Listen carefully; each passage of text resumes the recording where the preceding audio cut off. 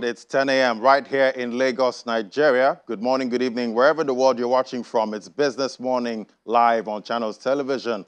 I'm Ladi Williams. Great to have you join us. Let's take a look at the oil market now. We see oil prices rose today amid prospects of a less aggressive U.S. rate hike, although worries about a recovery demand actually capped the gains. Brent crude futures for September delivery rose $1.25 to $100. 35 cents a barrel in early trade, while WTI crude rose about 90 cents to $96.68 a barrel. The Fed's most hawkish policymakers on Thursday said they favored another 75 basis point interest rate increase at the U.S. Central Bank's policy meeting this month, not the bigger rate raise that traders had raced to price and after a report showed inflation was accelerating.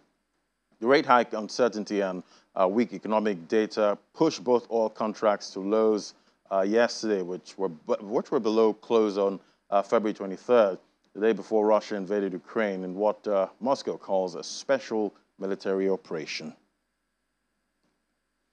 And major oil marketers in the country are calling on the federal government to enforce a gradual removal of fuel subsidy payments.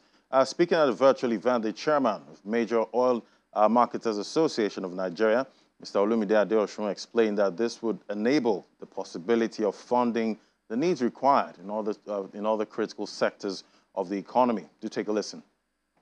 People are starting to ring fence their own energy security. What does that mean? We're starting to see countries who are large producers really close their borders to export and making sure that their citizens, their institutions are the beneficiaries of all the oil that is produced, all the fuel that's produced.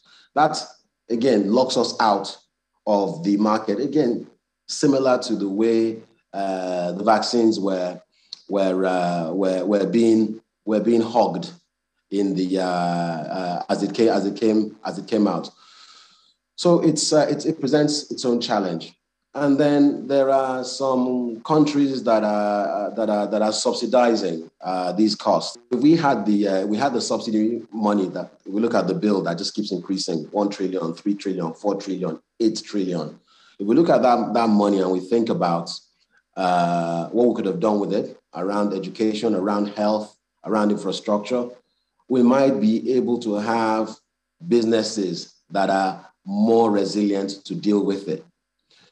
But we are where we are today, and the reality is really before us. So what we are saying, what we stand for, is we stand for a phased deregulation of this problem. And talking about oil, our first conversation is about energy transition.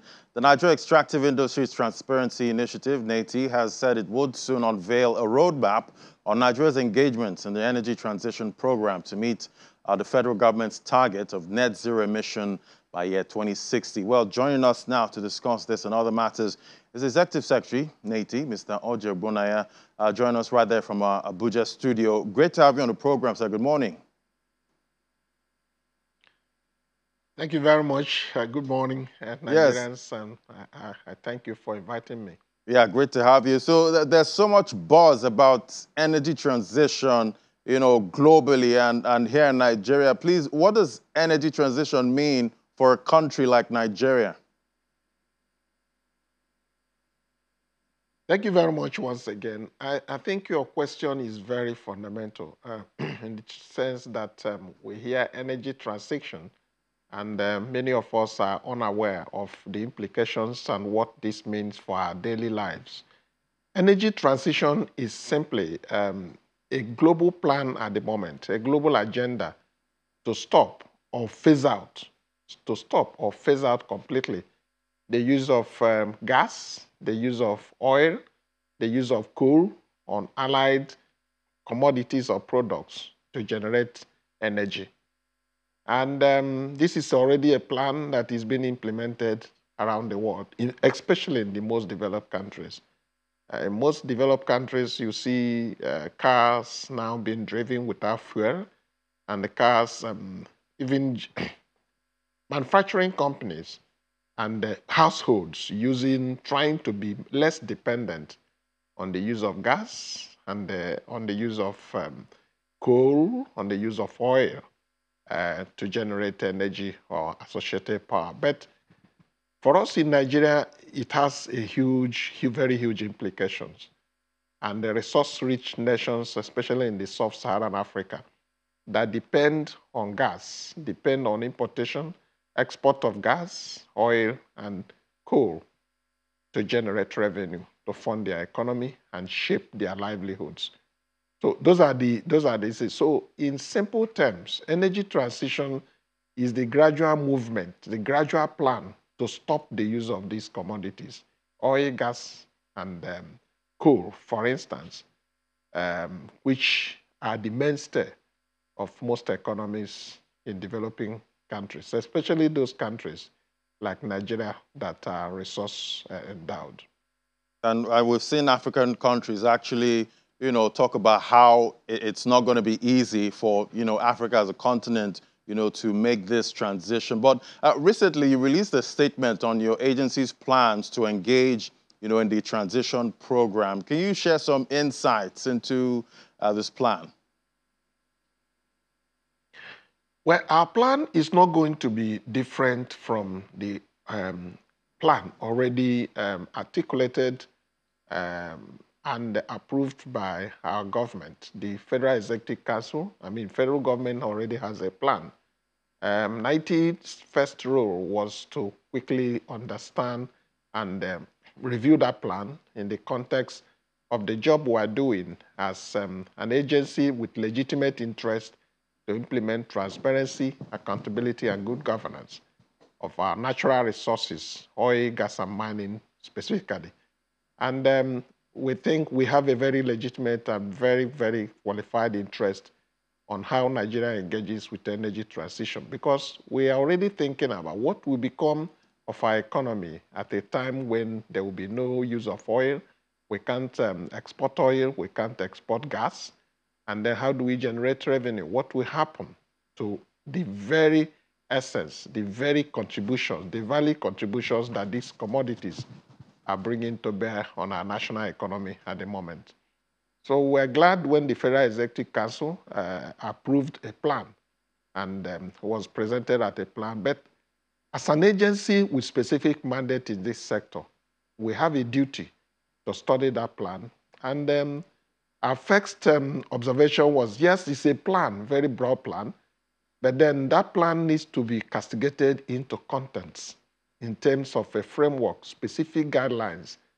How do you define, how would that plan be implemented in terms of the economy, for instance? What will happen to the economy when energy transition becomes real? What will happen to jobs? What will happen to livelihoods? What will happen to employment? What will happen to environment? What will happen to our daily lives? And what will happen eventually even to the sector? So those are the kind of concerns that we needed to put into consideration when we reviewed that plan. That review of our country's energy transition plan is still in progress. And recently we had to engage some sector experts at a conference we had here in Abuja. We had co-hosted that event with the Natural Resource Governance Institute. This is a non-governmental organization that is well known based in the United States. And they brought them here to Abuja. We can't afford all of us going there. So we invited them, they came here, and we invited all our own experts who are based here in Nigeria, especially from our partners, the NNPC, the relevant oil and gas companies, who are experts, and from the universities, research institutions. We had a 2-day brainstorming session here in Abuja, and we came out with a very strong conviction that working with them, NITI has the capacity to develop a roadmap that will define specifically what needs to be done to drive that plan that the Federal Executive Council has already provided. Right. And in the context of our discussion, we were able to identify what needs to be done, and that process has just started. Right, and we're seeing how, firms and households are struggling with, rising cost of diesel at this point. Do you think Nigeria has a chance, to minimize the economic shocks from the energy transition? And what do you think the policymakers can do to, mitigate these shocks, and various risks associated with this energy transition? Thank you very much. That's exactly the whole essence of our engagement with the plan that the government has unfolded. The government has done its own part, but as professionals in the industry, we needed to cascade this down to, first of all, identify specifically the roadmap we are trying to develop is one of our major or immediate response to the plan that government has unfolded. We have looked at the plan, but the plan still needs to answer certain questions. What kind of data will be used for Nigeria to plan ahead if we are to prepare for this transition between now and 2060? What kind of data? What kind of skills will be required? When we are no longer in a position to export oil, gas, and the coal and associated commodities that are now mainly the source of our revenue, what will happen to jobs? What will happen to the economy itself? Our roadmap are providing clear and concise answers to these issues. We are looking at how the kind of data that will be available for national planning. We're looking at the kind of skills. We're looking at the diversification of our economy, what will be required, what kind of information and data that national planning and development will be requiring and expecting, who is to supply those kind of information. And then what are the risks and the opportunities that will be available? We have to identify the risks, specify them, where those kind of risks are coming from, and then how do we minimize those risks? Then what are kind of opportunities that will be available? How do we also maximize those opportunities? And if risks and opportunities are equal or less, what do we do? So those kind of questions these are issues that most developed nations that have come to accept that energy transition is real have already put in place. Here in the developing countries, we usually wait for the last minute. That's why we are glad that our government has responded timely, early enough to unfold a plan. We are working to ensure that that plan is supported with evidence-based study. And under my leadership as Executive Secretary, I have already commissioned a study, which we are doing with our international partners based in Oslo, Norway. We have commissioned a study on energy transition. And that study will be able to identify and answer and respond concisely to some of these issues I've mentioned. And we're waiting for that study to be integrated into the roadmap that we are already engaging in. We have a plan to subject that roadmap to a national discussion, a national dialogue, sometime in September. Our own expectation will be that our roadmap will be a very handy and comprehensive document that will enable us to engage with the Ministry of Environment and all the relevant agencies that have already shown enormous interest on this, and ultimately to the government to help and shape their own focus. The kind of costs that will come to bear on this are some of the issues. So we think that the time is now and we have commenced. Right. Okay, the time is now. And, talking about data, you mentioned data and information there. Do you think NATI, have enough information, and data to lead to, an energy transition that would work, for Nigeria? Well, for now, yes. Yes and no. What I mean is, as far as we are concerned, I'm not aware of any other agency in Nigeria today that has more data and information warehouse on extractive industry.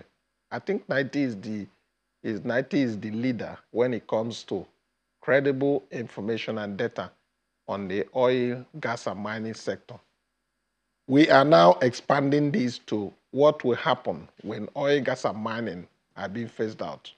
What kind of data will be required to engage in energy transition? That's exactly why I said yes and no. And that is the whole essence of the study that we have commissioned.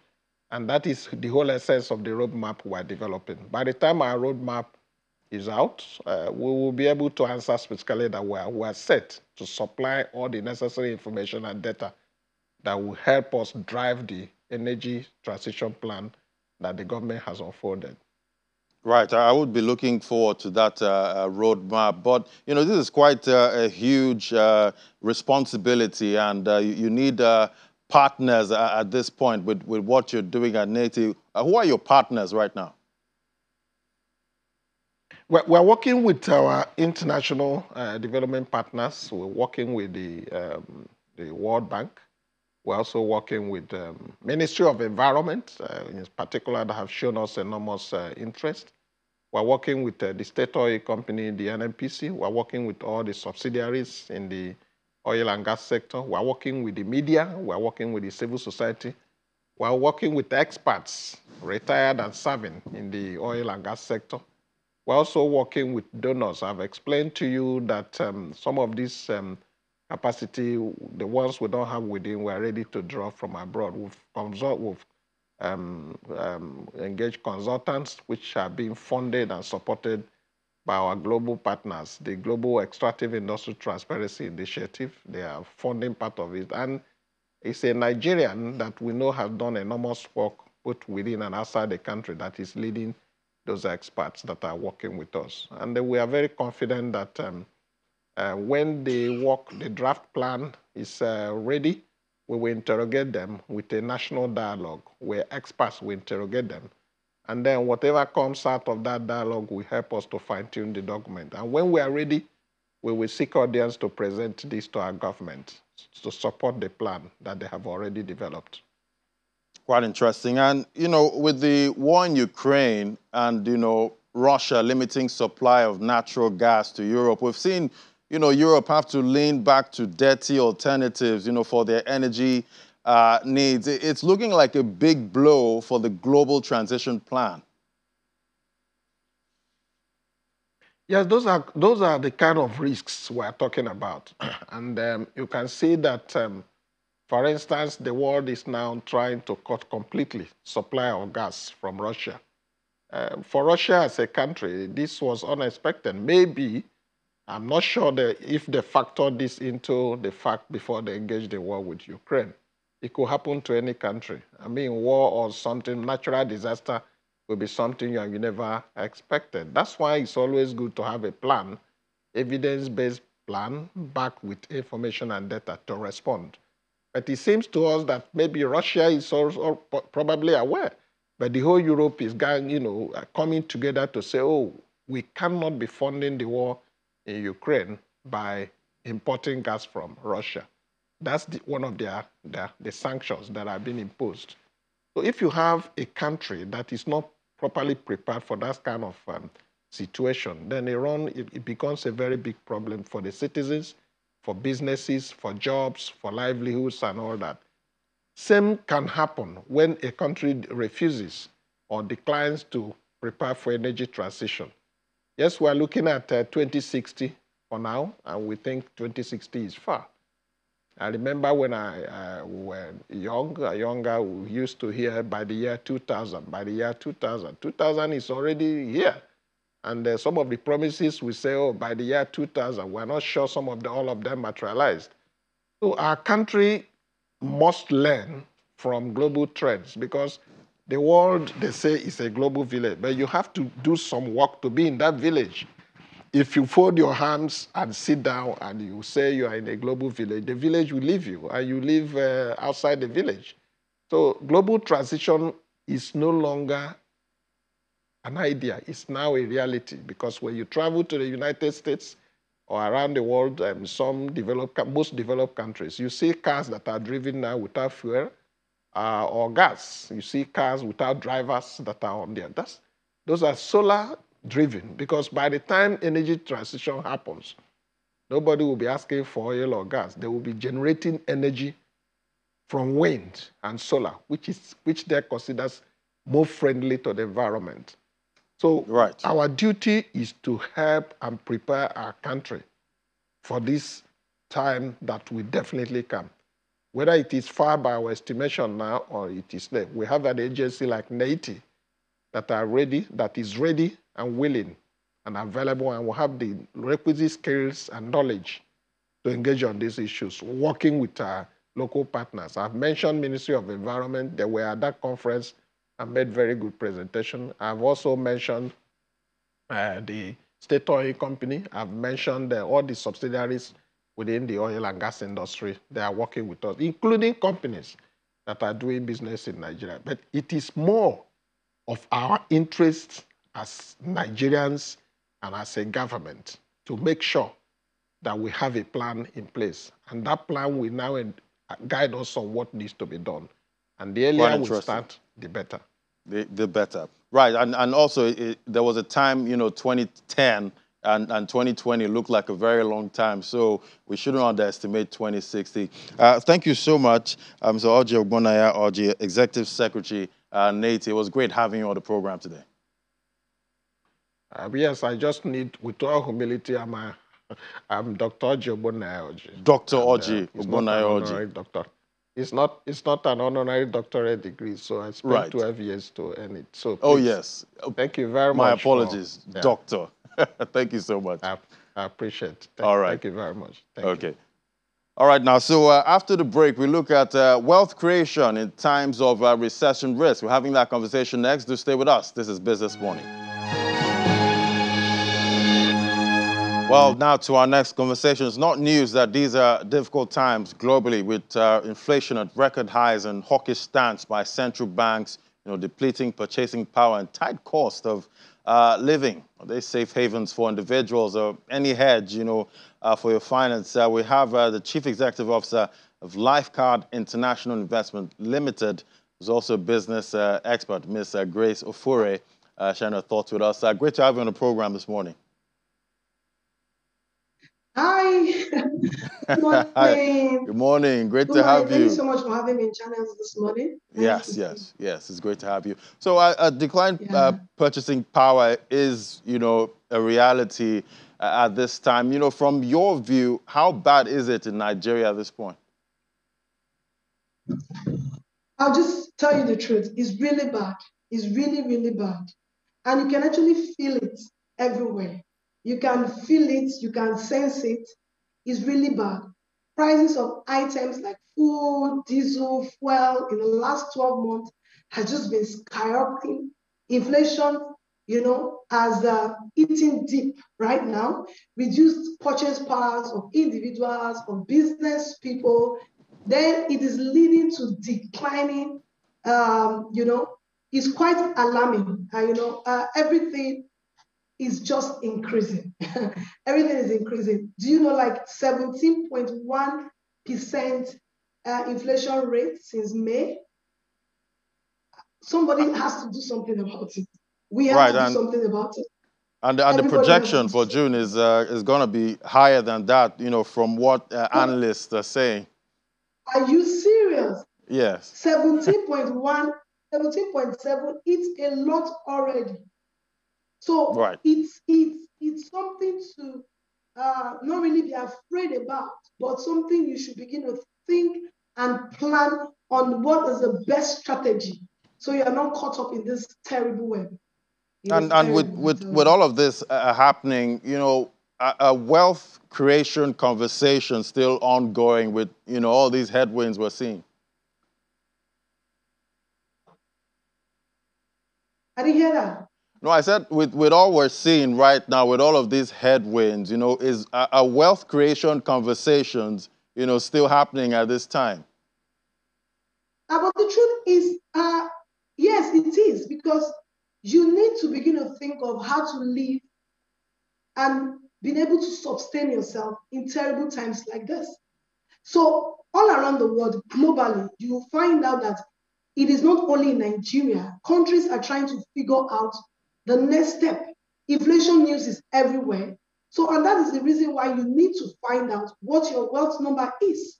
So your wealth number is very important at this time. You have to calculate your wealth number. So wealth number has to do with how much time do you have when it comes to how much you have, whether in your assets or how you can begin to convert your liability to assets. So it's important that this is the time you need to sit down and know that you are losing time. And how can you gain more time to live financially dependent upon the situation and circumstances that you have found yourself?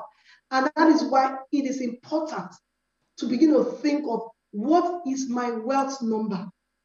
So if inflation is going to rise above this, what is my wealth number today? And how can I expand or increase my wealth number to match up to inflation? That's the truth.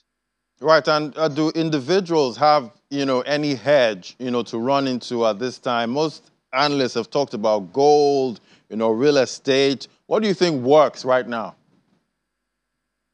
Okay, so like I always play with the 80-20 rule. That's the rule I think it's better. And the 80-20 rule is when you begin to invest on asset producing, that's income producing investment. So what that means is that anything you are putting your money into right now, you must begin to receive from it almost immediately.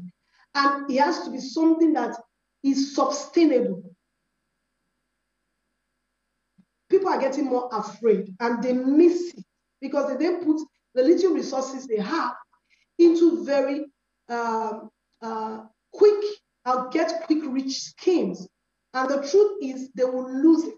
So I always tell people that the best thing to begin to invest in now is assets that can generate income for you. And these assets are things that you can bank on. And that's why I preach real estate. Real estate, you can actually on real estate. And just to make it easy, even there's so many investment opportunities that the banks will never give you money to. Financial institutes, they won't give you money to go into those kind of business. But when it comes to things like real estate, because they are sure of the cash flow, they can give you money. And another thing is yourself. You have to invest so much in yourself because it's value. I was talking to somebody recently. I said, you know what? The people that are really going to get it hot is when you do not have value. Because anytime you have value and you put value to the table, it can generate income for you. So what are you supposed to do? You have to intentionally, know your wealth number, know where you are today, and begin to think of how you can increase it by investing in yourself so that you can be valuable. In turn, you can receive more because you need to receive more. That's the truth. Yes, and talking about, real estate now, some are into rental investment. How are those investments actually doing? Are they beating inflation at this point? So it's for me, it's garbage in and garbage out. As a developer, whatever is happening in the market will determine my price because the truth is I have to sell the way I produce the house. But then there are must follow timelines, how long will the product come out? Because wherever the money is coming from, if you don't meet good timelines, you start losing money because every penny is reducing every day. And two, you have to look at solving a problem. Once you're able to identify the problems we have in the real estate sector and put your money into solving those problems and come up with fantastic initiatives to make life easier for people and in turn have good return for yourself, it becomes a win-win situation. So everybody that is into real estate is tend to go back to the drawing board and see how that it can be win-win. Prices of everything is increasing. How can a man there be able to pay you? So you have to come up with some good strategy that will make it easy. Like everybody's talking about monthly payments. Why? Do you know that monthly payments can actually give you more return on investment than yearly payment? Okay, so a lot of people do not want to do that because they don't have structures and process. If you are able to put in the structures and process, you can actually get your money monthly. But it's not something you can just go into. You have to be knowledgeable when it comes to things like that. So for me, I just feel that real estate is solving a great, huge need in the space. Whether inflation is going to be 20%, 100%, 70%, the truth is housing is still needed. We will still go and live somewhere. So begin to divert your extra funds into real estate. At least in real estate, you are able to get some return. But then, most importantly, find out where you are and think of how you can increase your income. Because if you do not increase your income, inflation is eating deep into your cash. And so, or you don't even have cash. What then happens? You are found yourself in a terrible situation. So I think that you need to even understand what is wealth number. How much time do I have? So let's take, for instance, you have 20 million naira saved in your account and you spend like 5 million every year. So if anything happens today, like COVID happened, that means you have 4 years to live financially. So how then do you now increase your 4 years? You can live successfully for 4 years. And why do a lot of people start dying? Or why do people start getting sick? When you begin to reduce the standard of living because of the situations and circumstances of the economy of where you live in, you start dying. You start getting sick. So before you get to that position, find out this is where I am. Okay, Grace, what do I do to get to the next level? What kind of investment should I put this little that I have? Or I don't have a lot. How can I generate more income? Yeah, because some will say, some will say real estate investment is quite expensive, at this point, and not many people have the deep pockets. A lot of things are happening in the space. Some of us have come up with things like co-investment. They have books on co-investment. So, because I had a story, I started my own journey from co-investment. So sometimes you don't know how much you can become until you start something. If somebody had told me by just co-investing with some other group of young people, I will become what I am or what I'm doing in the space today, I won't believe. So there are various opportunities that you can start. Just go and look for the opportunities and you will find the opportunities. The truth is, it is only what you are looking for that you find a solution. If you are not looking for a solution, you will never find a solution. So know that it is terrible and find a solution. Talk to the right people. Talk to experts there. Right. I guess make up your mind to increase your income, and you can. I am of the school of thought that you can be whatever you want to be, irrespective of the country you live in. It's the truth. Right. So no matter the risk, right now out there, you still have to find a way. Go out there and get something. You have to find a way. Look for any opportunity you can find at this point. Don't put yourself in a disadvantaged position. Exactly. Get the right training, get the right information, get the right people. Identify. The problem is if you don't even know you have a problem, you can't solve it. Find out what do you have in your asset, what is your liability, what are your liabilities that you can convert into assets, how can you have more assets. So it's a work. So it's just like you are sick, you need to get to the doctor and let the doctor help you to identify the kind of drug that you need. Exactly, and the kind of poverty you might be going through. Thank you so much, Grace Ofure, CEO, Lifeguard International Investment Limited. It was great having your perspective on the show.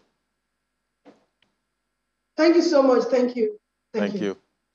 All right, now let's head on to the markets where some traders are afraid, some are afraid to go in because it's looking quite bearish at this point. We have Will there with the details. Will, it looks like it's going to be a bearish. Even though it's a shortened trading week, it's quite bearish.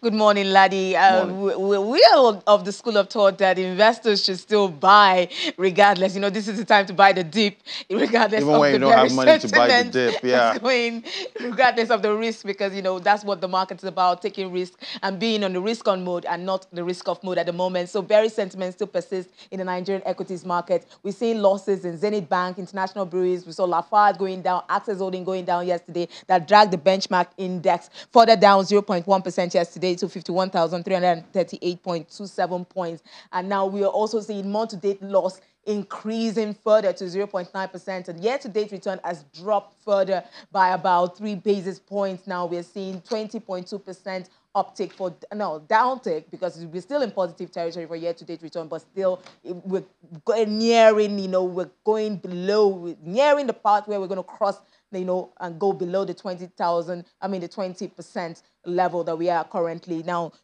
stocks traded yesterday, volume activity chart was a sea of red. Trades declined by about 42% to 115.41 million units of trade.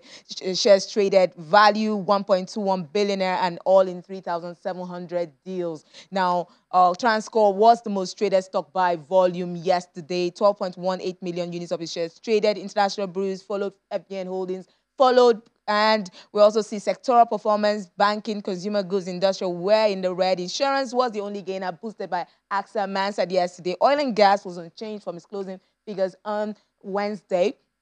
And we also see the NASD market, the unlisted market, towing that similar trend. Bearish sentiment, there's 0.43% down. Market cap, it lost about 1 billion naira, back to 1.02 trillion naira that we're seeing there. 777.68. That's the all-share index. That's the index that is still standing out.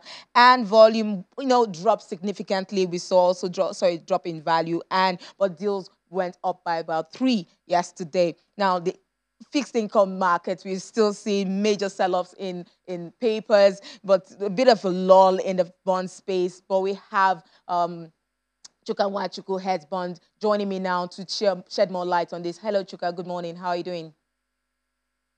I'm good. Are you? Great. Now, Chuka, we're seeing a lull in the market, but basically we're seeing intense sell-offs. Are the markets reflecting economic reality at the moment?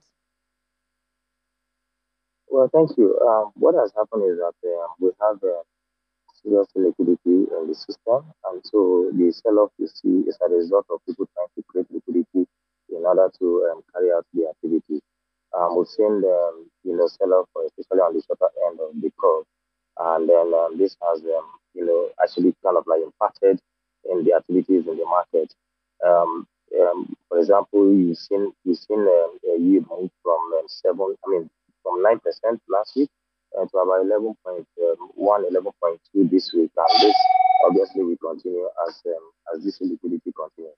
So let's talk about the NTB auction from Wednesday. Was the DMO not able to whet investors' appetite enough to pull massive buy pressure, or are investors just watching to see the outcome of the MPC meeting today? Yeah, I think what we've seen at the auction on Wednesday, the NTB auction. So we had about 142 billion on offer, and then 143 was sold. The significant thing there is that we saw a movement in yield from about 93% movement from 6.07 the last auction result to about 7%. So what it means is because of the illiquidity in the system, and then of course the inflation, which we expect that the inflation figure will slightly inch up as well, and then the MPC meeting coming up, people are just waiting on the fence to see what will happen at the MPC meeting before they take a position. So what's your outlook for next week? Outlook for next week is that we'll continue to see a rise in yield. Will see on the previous side, we'll probably see around 11 half, especially on the shorter and the middle end of the curve. Also, next week on the 18th, we'll have bond auction, where we have about 3 maturities on offer. We have the 2025 and then 2032 and then 2042. So this auction, we also chart the cost for next week trading on the side of bond. Also this week, next week as well, going into the end of the month, we have about well over 242 billion worth of coupon payments to be paid. The first batch comes in on Monday, which is about 65 billion. And so this will also kind of like help ease the liquidity in the system and probably reduce the pressure on the sell-off side. Thank you so much, Chukwuemeka, there for the insight. And Ladi, as you're saying, as Chuka was saying, we're looking at inflation data coming out today. And probably investors are maybe markets have already priced in what's going to come in, but the investors are selling off massively. But we're going to see what's going to happen after the results come out today, how the market is going to react to it and what direction the market is going to take from there. Right, and see if that 50K level can actually hold up till next week. For equities. All right, well, thank you so much. All right, we'll go to break now. When we come back, we head to London. That's the moment to stay with us. All right, now let's head on to London. We have Juliana standing by right there. Good morning, Juliana. Great to have you. So, according to the British Chamber of Commerce, recruitment problems are at a record high. As 3 out of 4 companies struggle to hire staff at this time. I guess it's a labor supply issue. It is a labour supply issue, and according to the latest data from the Office for National Statistics, there are currently 1.3 million roles in the UK that are currently unfilled, and this is leading to lots of pressure from businesses. And according to the British Business Chamber of Commerce, this is affecting productivity and growth. They've conducted a survey speaking to 5,500 companies across the UK, and 67% of them say they are still looking for staff, and 76% say this is becoming a real issue. Now, we know that at the moment, government is pretty much paralysed in the UK because we know that Prime Minister is on his way out.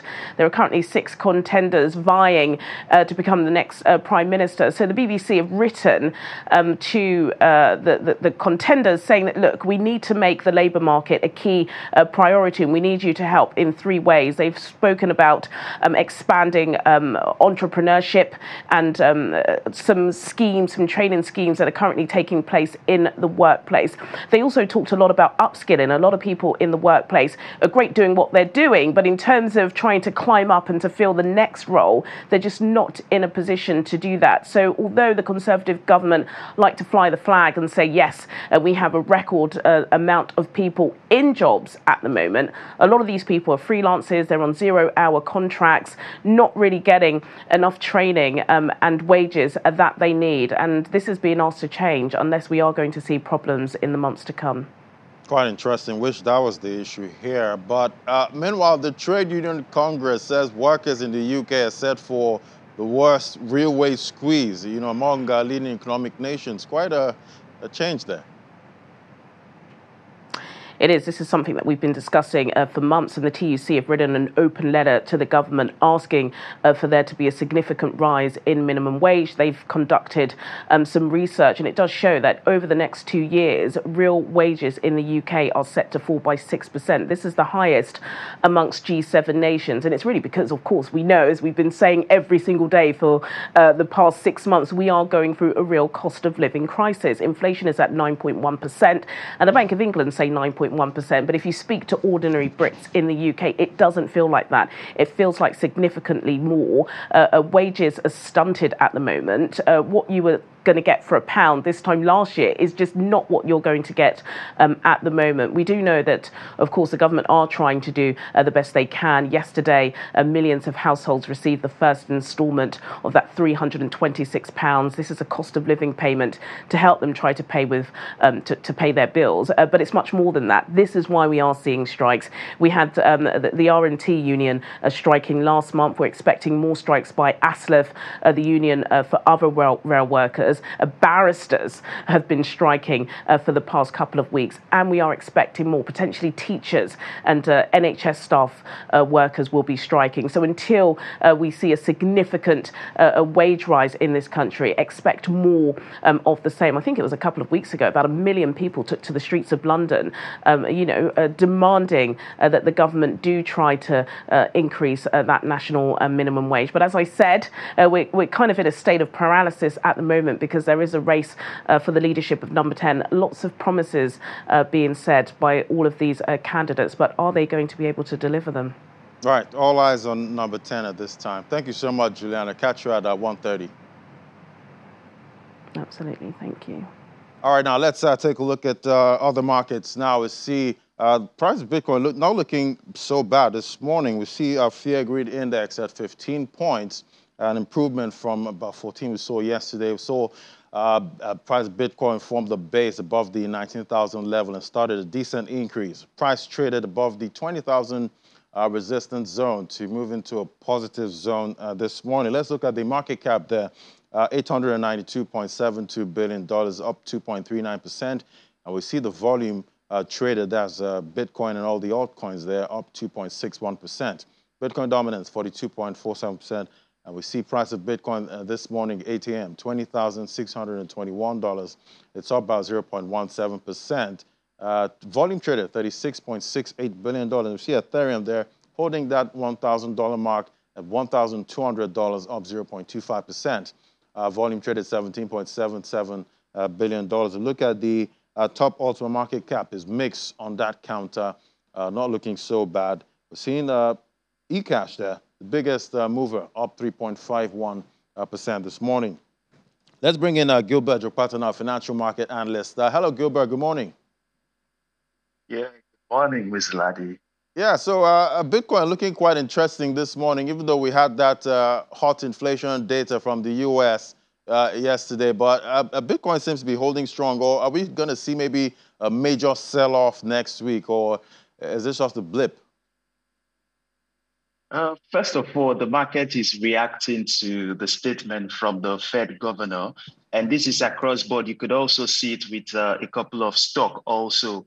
You know, he actually pointed at a potential increase of to 75 basis points, unlike the 100 basis point which most analysts were anticipating. So people looking at the fact that we are going to have 75% was more like a relief in the mindset of investors. So that is more of the market reacting to such statements.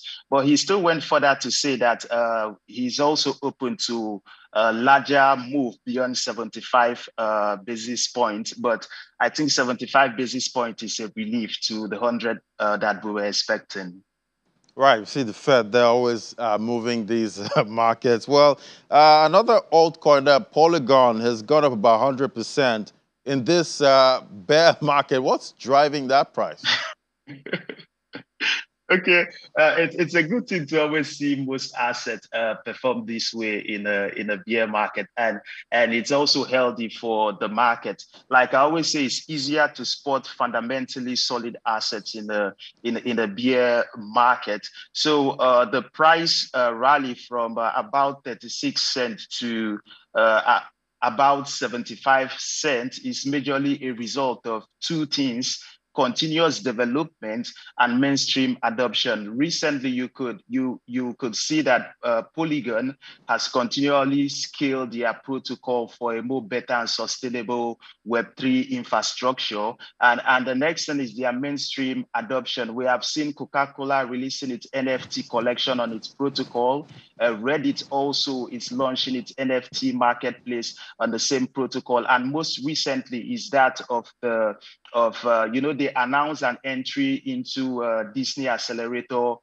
program, which this year is focused on NFTs, AI, and augmented reality. And they are the only blockchain company that is participating in this year's Disney Accelerator program. So this is actually big for the project. Is also a win also for the cryptocurrency market, and also it will give the company more should I say spotlight to the world in general.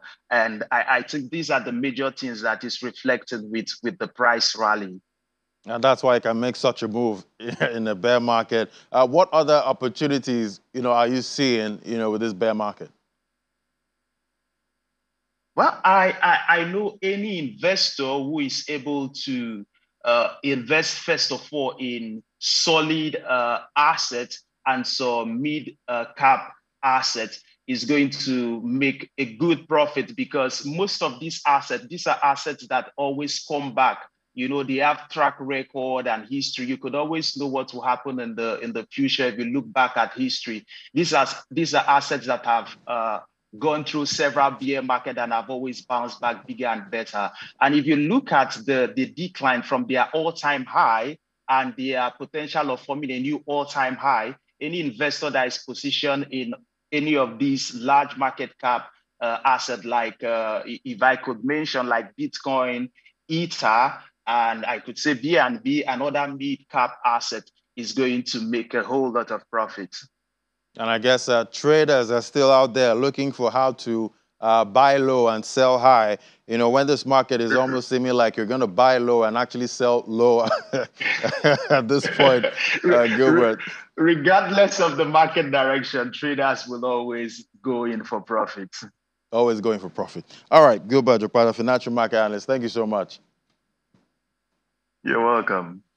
All right, now let's look at the top ultimate market cap again. We see it's mixed on that count. Also, the top 5 gainers list, we have double-digit gains right there with Quant there, up about 25.65%. Talking about the top gainers list, USTC, that was down yesterday's, gaining back some of that loss we saw yesterday. It's up 24.83%, and Comp there up 15.87%. Aave also was on the losers list yesterday, but back up at 15.33%, and Arweave, it's up 13.76%. And we see top 5 losers, quite a lean losers counter, more of stable coins on that list, showing that traders are getting some skin back into the market and moving away from those stable coins that are just PAXG there.